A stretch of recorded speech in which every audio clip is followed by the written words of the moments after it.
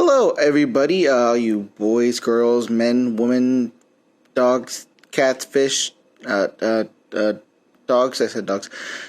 Whoever you are, whatever you are, and wherever you are, thank you for joining us today on an episode of Real Life. We're going to be trying something new.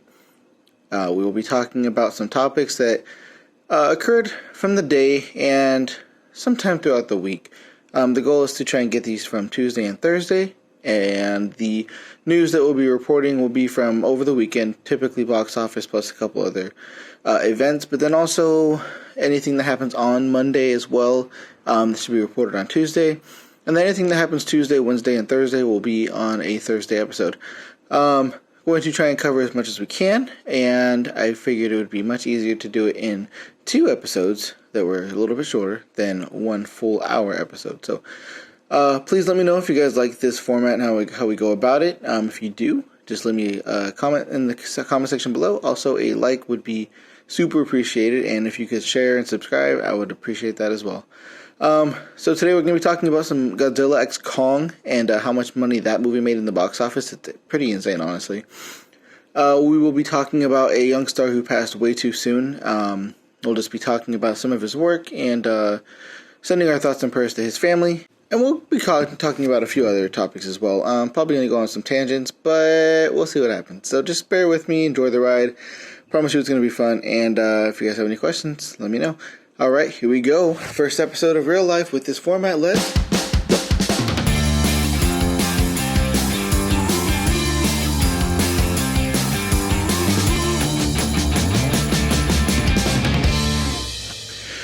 Okay, let's get started with this real quick. If you guys haven't heard, they remade the movie Roadhouse with Jake Gyllenhaal and Conor McGregor playing 2 of the main characters in the movie.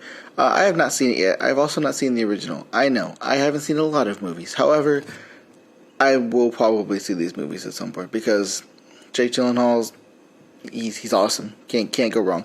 Conor McGregor is just probably going to be fun to see him acting and just doing what he does. And also I've heard that Roadhouse, the original, is a great movie, and I heard this new one is just as good or pretty close to the same level. In fact, it's kind of what we're going to be talking about today. So Roadhouse is a release from Amazon, and this comes from The Hollywood Reporter. Roadhouse lands Amazon's biggest movie streaming debut, which is pretty insane. Came in at around 50 million viewers, which is a lot of viewers for a movie on Amazon that, yes, has the star power. However, it's another remake, and we've had plenty of those on Amazon, from Coming to America to, and not just Amazon. We look at Peacock and all these other streaming services, from Bel Air to, even the Ninja Turtles. But 50 million viewers for a new movie on Amazon Prime, that's pretty awesome. And kind of talks to the quality of the film itself. This movie is directed by Doug Liman, and if you guys aren't familiar with him, he is known for Edge of Tomorrow, Jumper, also the Bourne Supremacy and the Bourne Ultimatum. So he's kind of got he's got his foot in the action kind of fast-paced films, if you will.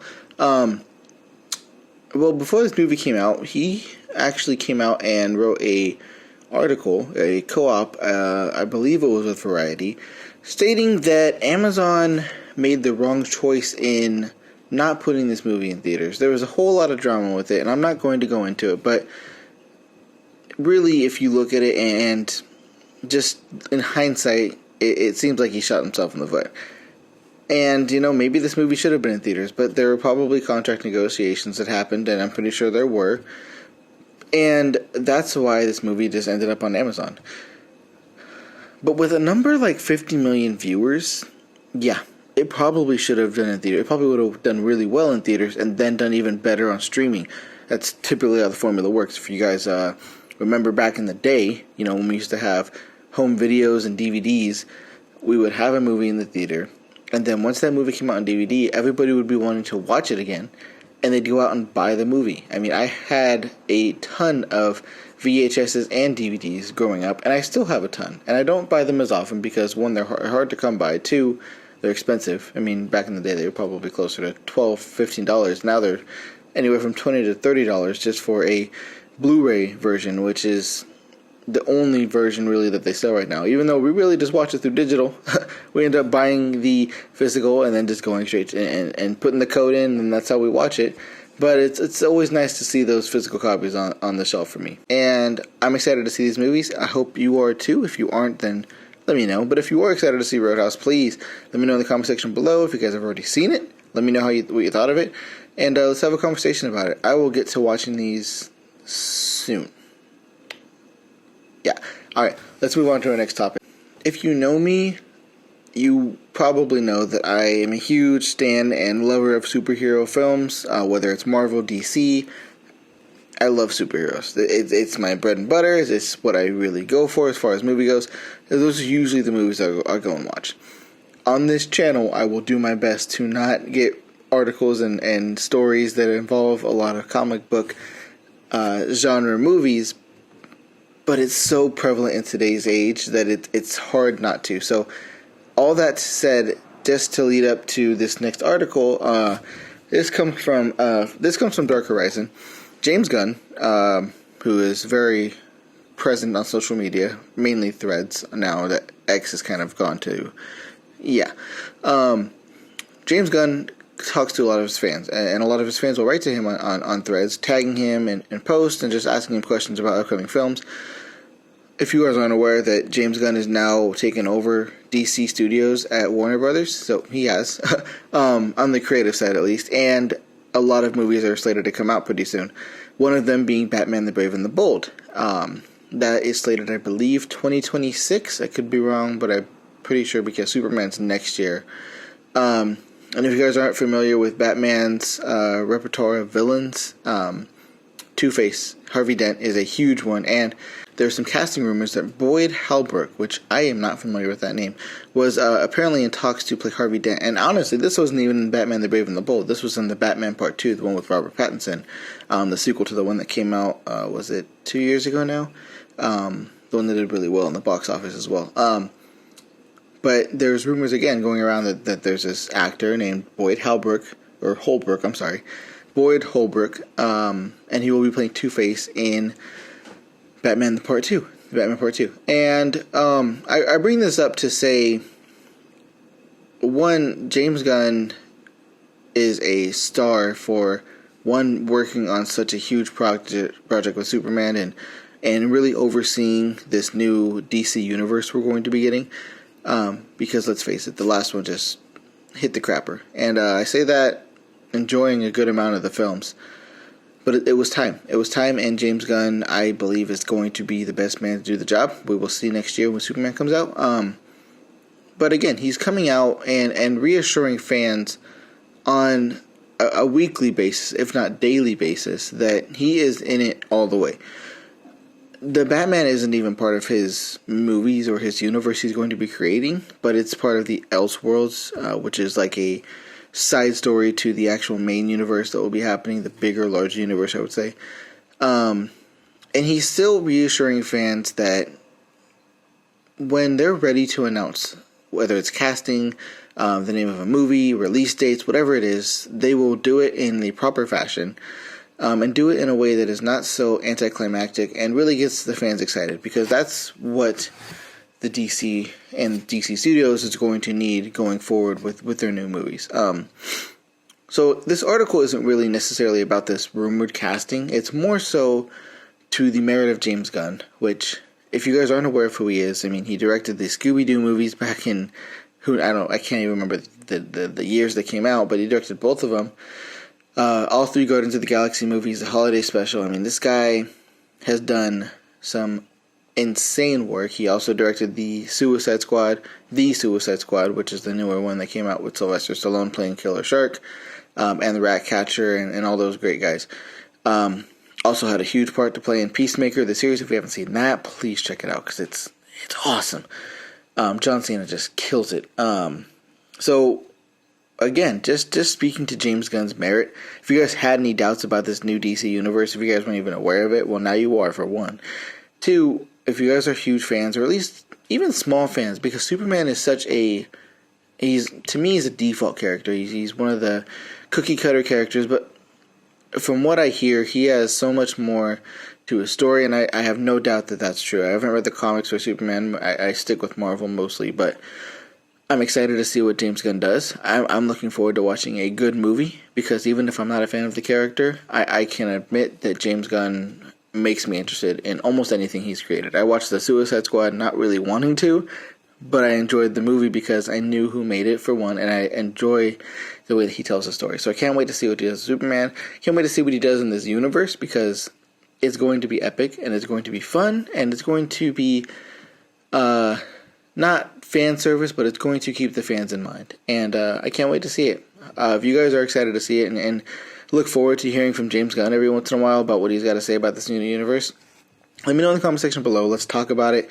If you guys notice something that he posts, let me know about that too, so we can bring it up in the show, because that would be... I love bringing James Gunn up. Anytime I see him pop up in my feed, it's always fun. And he does it out of good fun, good faith, and he's just a fan like all of us too. So, okay, let's move on to something a little bit sadder, a little bit harder to bring up. Hollywood, well, the world in general deals with people, well, losing and loss on a daily basis. Grief is a constant emotion we feel within, well, humans. And obviously, when it's someone close to home, hits a little differently. But when it's someone that you've spent time with on a screen, whether it's a Pee Wee Herman, I can't remember his name right now, the actual actor, or a Lance Reddick,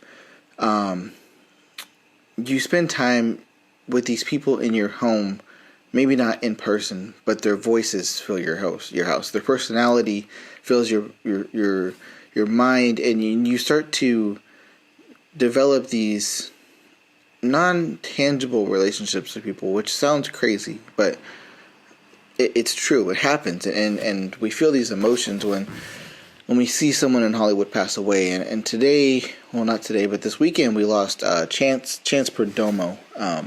If you guys aren't aware of who he is, he played in Netflix's Chilling Adventures of Sabrina, which was the reboot, if I'm not mistaken. I haven't watched it myself, but I don't think it lasted very long anyways. But he also played a pretty prominent character in Gen V, the Boys spinoff. I loved his character. I thought he was great. I mean, I haven't seen him in much, but he definitely seemed natural and like he was ready to take on any role.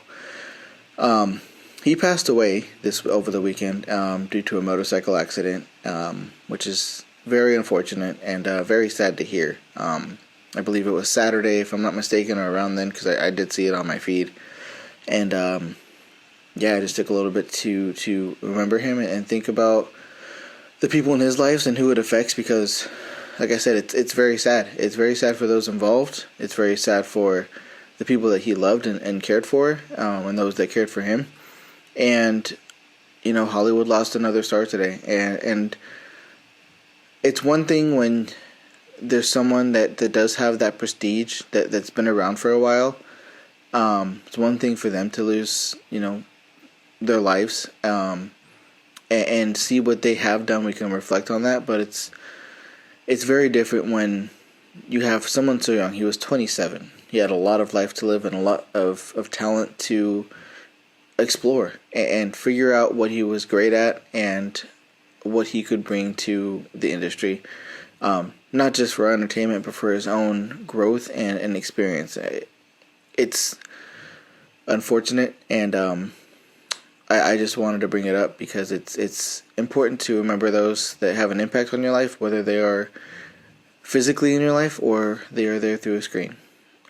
Because we each experience life differently, and without going through these emotions, it's hard to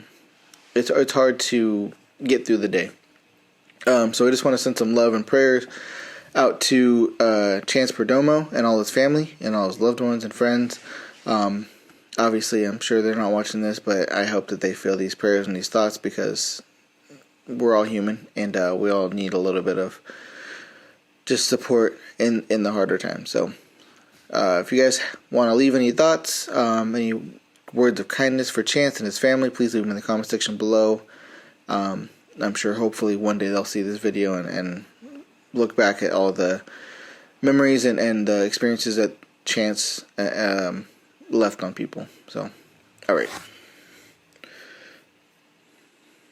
let's move on to this little article. This article comes from comicbookmovie.com. It's centered around Finn Wolfhard, but it's a statement to the rest of Hollywood and the actors involved, or within, I should say. Finn Wolfhard reveals that he no longer wants to star in a Marvel film. We all know that Marvel hasn't been firing on all cylinders lately. We look at Ant-Man and the Wasp, Quantumania, that's a tongue twister. Thor: Love and Thunder, even Doctor Strange in the Multiverse of Madness, which wasn't terrible, but could have been a lot better. We look at these movies and Marvel isn't what it used to be, and it pains me to say that because I'm a huge Marvel fan. I'm hoping that with Deadpool and Wolverine coming out in July, that we're going to get something amazing, because Deadpool 1 and 2 were awesome. Now we get Hugh Jackman in there with Ryan Reynolds and the whole MCU and free reign, or almost free reign of the MCU with Kevin Feige's permission. Plus it's rated R. Oh, I can't wait. I'm so excited for it. But back to this article, we talk about, again, who wants to be in a Marvel movie anymore? I mean, it's hard to think of people who haven't been, but when you do come up with those, one, can you really figure out who they're good for? I mean, people have said Ryan Gosling would be great in a lot of roles. I don't see it. I love Ryan Gosling. I think he's a tremendous actor. I just don't know if he's right for a Marvel superhero right now. I can't think of one off the top of my head. And of course, fan casting is fan casting. I mean, directors can change a character, even if they have the same name, they can change the character the way that they are to fit the story better. But to me, Ryan Gosling is just not one of those actors that I really see in a Marvel film. And that's just me, and I have the right to withdraw that statement once if we ever see him in a Marvel film. But for me, it's just not his shtick, which is fine. It's not a bad thing. It's just, I don't think that he would. I mean, I can't speak for the guy. I can't. But I could think of others that would come before him as far as who would be, suited for a role. Maybe it's because there are some that have been in roles like in DC, like Henry Cavill. Henry Cavill would be awesome in almost any role, I think. I mean, he's a great Superman. He loves playing the character, which I think is, first and foremost, the most important aspect of being on screen and playing a character. But we talk about these actors that maybe would or wouldn't fit. But again, who wants to be in a Marvel movie right now? Because if you're in a movie and it stinks and nobody goes to see it, you have that reputation now. And that goes with any film. But Marvel's on the hot pot right now.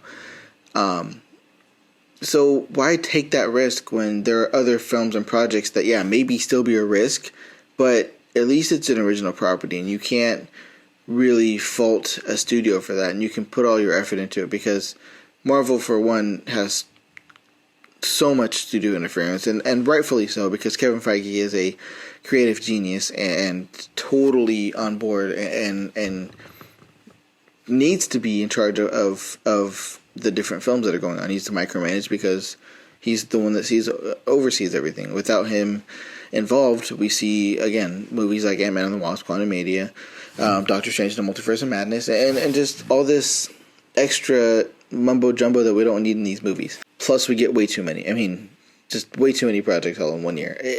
When we got Moon Knight, Miss Marvel, and 3 different movies that year, I want to say it was 2022. It was a little insane. A little bit. But all that aside, we hope that Marvel gets better. The plan is for them to get better. They have new leadership back in place now, and the vision seems to be heading in the right direction. So, looking forward to seeing what they got coming up next with Deadpool, and then we have Captain America Captain America New World Order. Just a lot of great moves, looks like, for Marvel, and I can't wait to see what they come up with. But for right now, I couldn't see an actor. If you guys think there's an actor that would be a great Marvel character, please let me know in the comment section below. Love to hear your fan casting. It's always fun to hear. And if you guys just don't care about Marvel movies, then say that too. Let's have a conversation, and I'll tell you why they're great movies and they're the best movies ever made, because they are. Yeah, let's move on to this last last article because it's insane. It's insane. So I don't know if you guys heard, but there was a monstrous-sized movie out in the box office this weekend. Godzilla X Kong: The New Empire came out last weekend, Easter weekend. I went and saw it. I had a great time with it. I mean, I'm not a huge... I can't say that. I really enjoyed Pacific Rim. Kong X Godzilla, which came out during the pandemic. I watched that the day it came out at home. It's a fun time at the theaters. I recently watched Monarch, which, if you guys aren't aware of what that is, it's a side series based on the universe or the company that kind of watches over these titans and that origin of it. And it's a really good series. If you guys want to check it out, it's on Apple TV Plus. Check it out, please. But we come back to this movie, this Godzilla X Kong movie, which is about 2 hours, which that's pretty average for movies nowadays. Opening weekend made $80 million. Now, that's insane. To put it into perspective, Dune 2 made $82 million, and Dune 2 is a cinema masterpiece.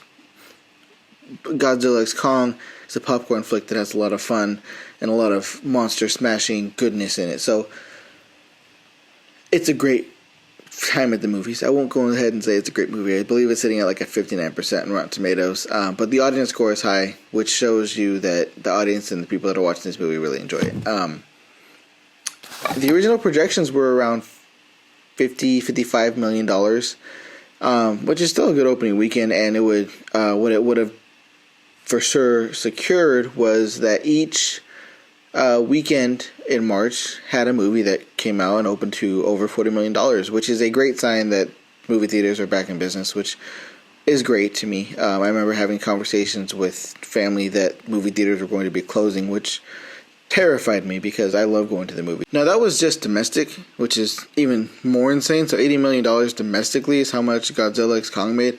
Overseas, I believe it made around 114 or 134. There was a 4 at the end of it. That's about all I can remember. And it was above $100 million. So globally, it made over $100 million, which is awesome. The budget was, I believe, around $135 million. So it's going to make its money back. Well, fingers crossed. We have nothing really big coming out in the next couple of weeks, so hopefully it makes its money back, but we'll have to wait and see. And again, this is one of those movies that I don't know if I'll see it again. Only because of my situation, it's a little bit harder for me to get to the movie theater, and I would rather use the time I'm at the theater to see a new movie. However, if I had freedom to go and see movies over and over again, I'd probably at least see this movie one more time. It's just a lot of fun. It's great hearing these giant beasts screaming and growling and roaring on screen, especially a big screen. And some of the fight scenes are just mix of hilarious and comedic, and it's great to see. I highly recommend you guys check this movie out. Not just because I want to see it make its money back. It's probably already got greenlit for a third movie. I just would love to see this movie be a success, and for the movie theaters to get some more people in their doors. If you guys have seen Godzilla X Kong, please let me know what you guys think of it. Are you surprised that it made this much money on opening weekend? I know I am. And do you guys think it's going to cross, I don't know, let's put a number out there, $400 million. I think it can make $400 million. Like I said, nothing big coming out. I think the next big thing we have in April is, I want to say, is Planet of the Apes. That might be May, though. So I don't remember if anything big is coming out in April. But Godzilla X Kong is in theaters right now. If you guys are interested, go check it out. I believe Dune 2 is still in there, maybe. We also have Kung Fu Panda 4 if you guys want to go out with your kids and have some fun. What was the other one? Ghostbusters Frozen Empire is also out, which hit its second weekend, didn't do too great. Haven't seen it, heard it wasn't that great either. But again, I haven't been interested in the Ghostbusters movie, so I can't say too much about it. But again, Godzilla X Kong, I would check it out. Let me know what you guys think of it. Alright, great. And, that's going to do it for today's episode, guys. I really appreciate you guys following and checking out the channel and this video. If you did enjoy it, please leave a like button. And if you don't mind, subscribe as well. Hit the notification bell so you guys can be notified when I post. Eventually, I'd like to do some live streams, but that's way down the road. I would love to talk about future plans, and maybe I will one day. I'll make a video for that. But for right now, let's just stick with this. If you guys enjoyed this content, please let me know. If you have any suggestions, I'm open. So once again, please like, subscribe, and hit that follow button because I appreciate it. And I'd love to see the support and affirmation that we're doing a good job here. I hope you all have a great rest of your day or rest of your night, if that's what it is. But wherever you are, whoever you are, whatever you are, just enjoy life, be happy, and be kind to others. Alright, we'll talk soon. See you later.